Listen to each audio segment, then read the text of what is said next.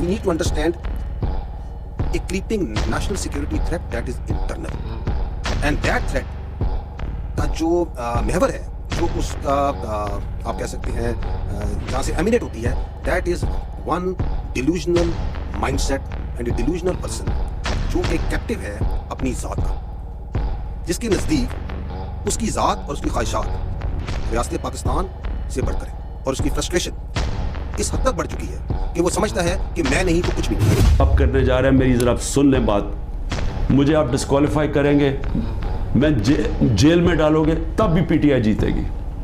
तहरीक इंसाफ का vote bank बढ़ता जा रहा है, ये जुल्म की वजह से और लोग हमारे साथ आ गए हैं। And why it may seem to you a bit strange coming from me this, because that person and the narrative that he's pushing, it has become a national security threat.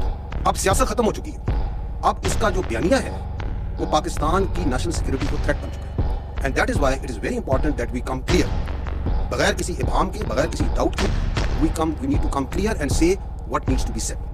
अगर कोई अपनी जात के लिए, अपने डिल्यूजनल माइंडसेट के लिए, अपनी नासिस सोच के लिए इस आर्म्ड फोर्सेस को, इसकी लीडरशिप अटैक करता है, then we will also come bare knuckle. और फिर ये बताया गया कि फौज के खिलाफ है, यानी तहरीक इंसाफ फौज के खिलाफ है। कौन अपनी फौज के खिलाफ होगा?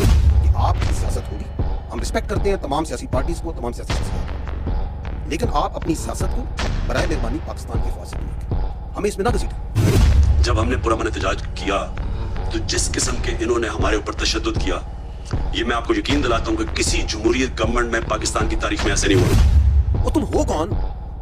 ये क्या सोच है? कहां बैठ के कौन सी फ्रस्ट्रेशन है तुम्हारे अंदर? कहां से तुमने ये इल्म हासिल कर लिया? किसकी तुम जुबान बोल रहे हो? तुम क्या पैगाम देना चाह रहे हो उस मुल्क को? तुम समझते क्यों अपने आप? तुम हो कौन? तुम हमारे टैक्स के पैसे के ऊपर तनख्वाह पे चल रहे हो। मैं नहीं देखा था। इसी जीएचक्यू में जहां बैठे हैं, इस केस ने हमला नहीं कराया था। पूरा 9 मई का ड्रामा, जो इंशाल्लाह मुझे कभी भी मौका मिला मैं साबित करूंगा कि वो सारा ड्रामा किया गया था पीटीआई को क्रैश करने का। उसका कोई मकसद ये नहीं था कि उन्होंने कोई गद्दार पकड़ने थे। यानी खैर अब तो हमारे पास एविडेंस भी आ गई है, वो जब मौका मिले तो हम बताएंगे कि कैसे प्री प्लान करके और फिर एक ट्रैप करने की कोशिश की गई है पार्टी को, और फिर वर्कर सारे हजारों वर्कर अंदर डाल दिए, सीनियर लीडरशिप अंदर डाल दी। फिर वो जो बाहर निकलता था सिर्फ कि मैं जी पार्टी छोड़ रहा हूं, तो वो बाहर